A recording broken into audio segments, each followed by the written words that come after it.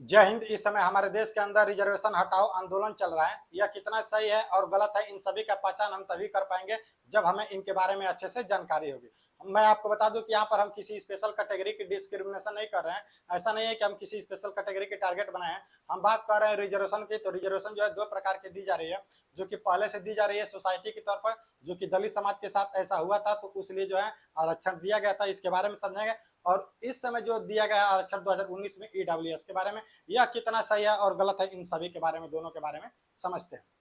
तो सबसे पहले समझते हैं दलित समाज के साथ जो आज भी डिस्क्रिमिनेशन हो रहा है, यानी कि इनके साथ जो भेदभाव हो रहा है, वह जो है अनटीचेबिलिटी है, जो कि हमारे इंडियन के कॉन्स्टिट्यूशन के आर्टिकल 70 में ऐसी बात की गई है, जिसे अस्पृश्यता बोलते हैं, यानी कि छुआछूत।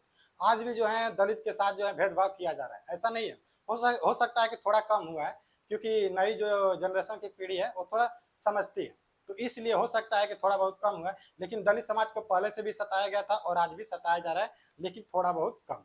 अब बात कर रहे हैं कि क्या इन्हें जो है आरक्षण समाप्त होना चाहिए। तो देखिए, आरक्षण जो है समाप्त होने और ना होने की बात इनमें नहीं है, वो जो है नॉन क्रिमिनली में चला जाता है। उसके बारे में हम लोग बाद में बात करेंगे, लेकिन थोड़ा समझते हैं ईडब्ल्यूएस।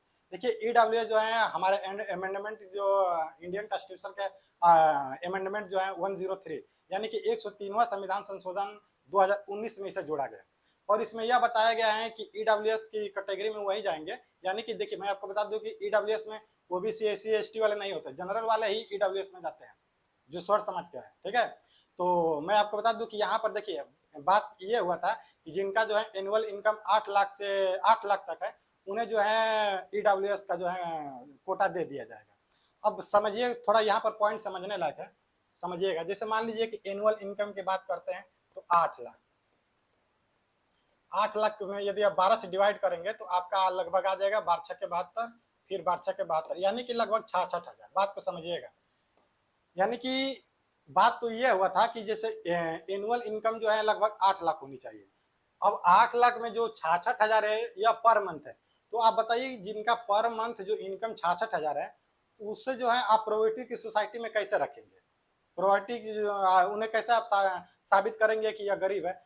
66,000 तो किसी पुलिस की सैलरी नहीं है, दरोगा की सैलरी नहीं है, 55,000 है।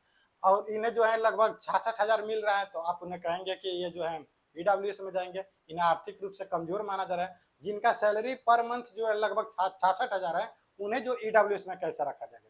ऐसा ऐसा हमारे देश के अंदर जो है अमेंडमेंट हुआ है। तो यह क्या गलत है और कितना सही है, इस चीज के बारे में भी थोड़ा आप लोग समझ लीजिए। जय हिंद।